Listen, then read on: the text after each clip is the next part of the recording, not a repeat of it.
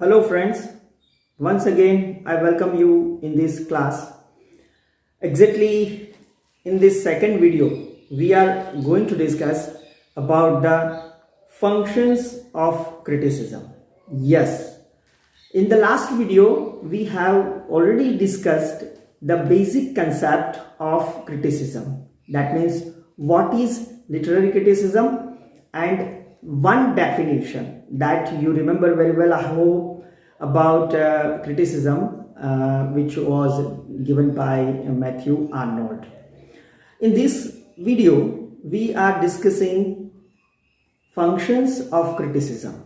Yes, so as a human tendency, as we have discussed, that the criticism is not a fault finding attitude, but it is a worthy appreciation and faithful condemnation of the selected work or the literary text.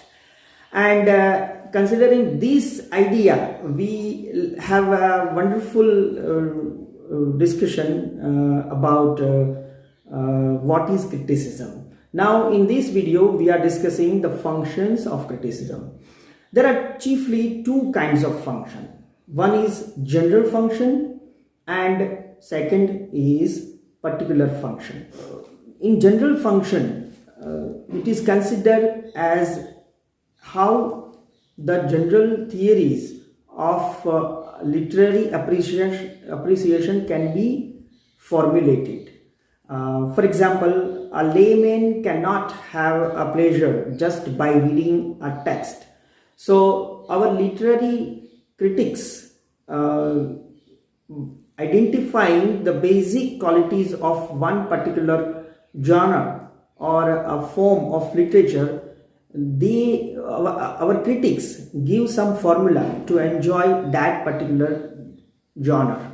For example, how to derive the pleasure from tragedy, how to derive pleasure from novel, how to derive pleasure from epic. So the general function concentrates on the aspect that how a reader can have the fullest enjoyment from literature, and the critic is a person who helps him to have a complete overview of the literary pleasure or the aesthetic pleasure. So that is requirement of the general function. That is the supposition of the general function of criticism, that the critic helps the reader to have a wonderful and experience about that particular literature in general. So after criticizing one particular writer, or after appreciating one particular writer, the reader may inspire, or the reader may be inspired to read other works of the same writer. So that is the first function of criticism. So in this way, that is a general function of literature, to find out some basic principles of that particular genre or the form of literature.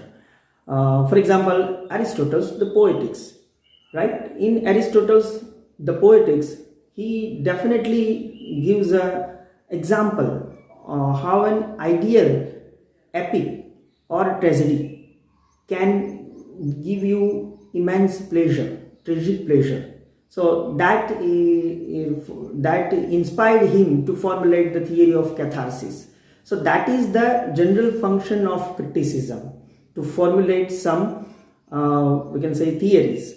Particular function is rather focusing on intrinsic qualities of the selected work of art.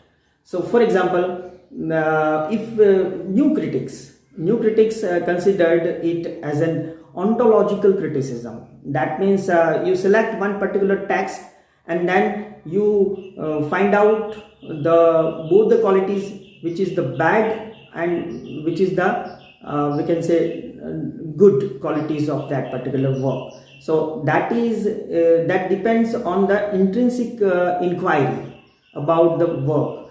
So in these intrinsic qualities of one particular text which is selected, that is put into focus, and then they discuss the manner, the matter, and the form, and then they don't give importance to author's biography, contemporary literary age, etc. So these two types of criticism. So my dear friends, we will discuss it definitely in detail in our geo online classes, but just to give you one basic idea, that a critic is a person who connects the authors and the readers. So a critic is a connecting link.